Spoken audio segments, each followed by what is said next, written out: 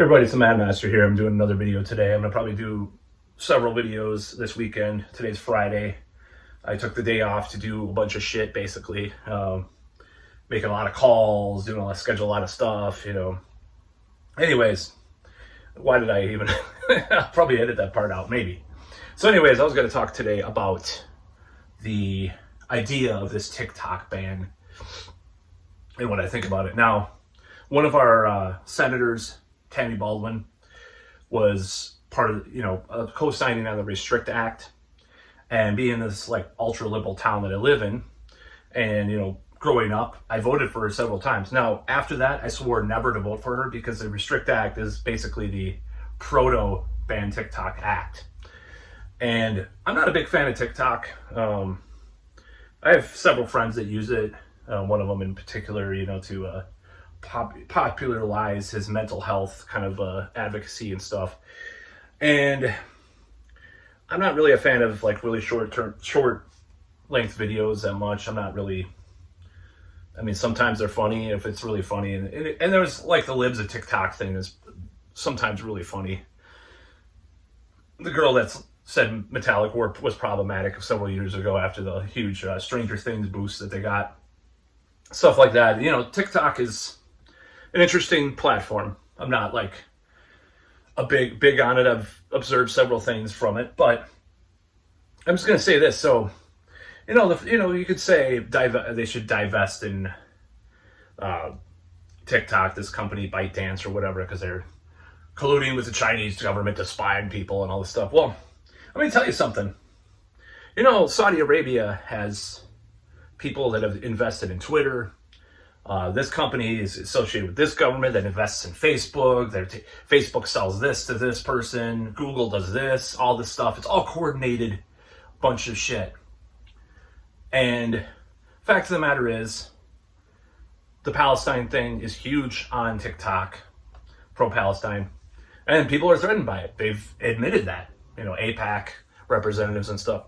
So when you talk about giving the president, this is Thomas Massey's point, president or Congress or especially president, because that's one person or one administration, power to regulate internet commerce and what people do with their life in that kind of way, I think it's very dangerous. And when people say this is like the new Patriot Act, I think we should listen when we talk about that.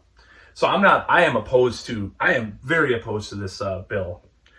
Now, I can see the point on the other side to some extent, but when they're just, carte blanche giving people this much power over applications, what'll be the precedent that's set? I use a VPN, I do. This is not an ad for a VPN like a lot of YouTube videos. It's VPN, that's all, you can protect yourself. I just see that stupid ad all the time. So anyways, I don't believe in restricting things like that. Now, VPNs, under certain, interpretations of the Restrict Act, and to some extent this new law that you're trying to pass, this new bill, could become banned, you can't use a VPN, you can't use these apps, can download.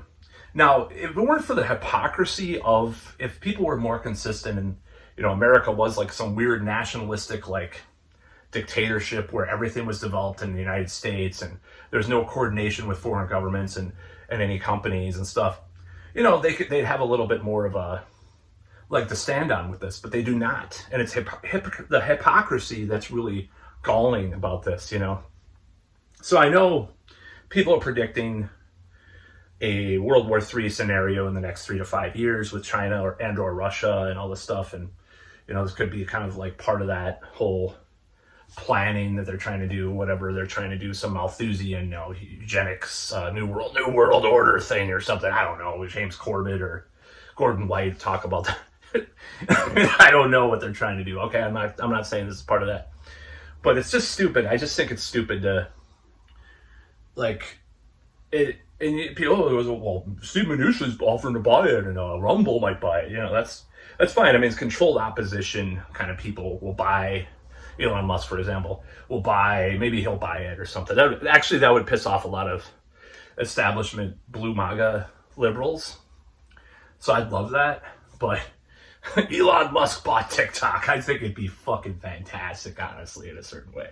Of course, he would control what's on there, too. So I'm opposed to this act. I think it should be opposed, completely obliterated. I remember 13, 14 years ago. Or is it 13 or 14? Yeah.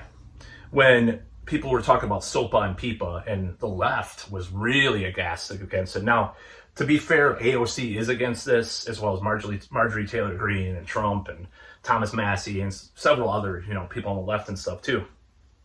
Now, to be fair, they are against it, and you can question why AOC is against it. Oh, she uses TikTok all the time.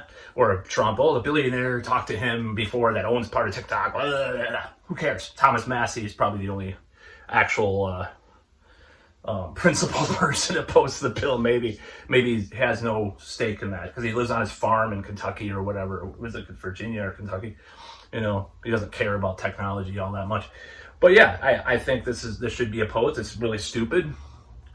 And I think anything like this should be opposed. I hated during the coup when they were censoring things. The government was coordinated with Facebook and Twitter and elsewhere. I hated when they were doing stuff, and I hate any kind of censorship. And since I was age fucking 10, I've been against. I wrote a song called "Censor Shit." Later, someone used that as a title, but I was the one first, and when I was 10 years old, I wrote it down. So sorry. They didn't steal it from me. They probably just something they know. It seems like it's a good word. Anyways, that's about all.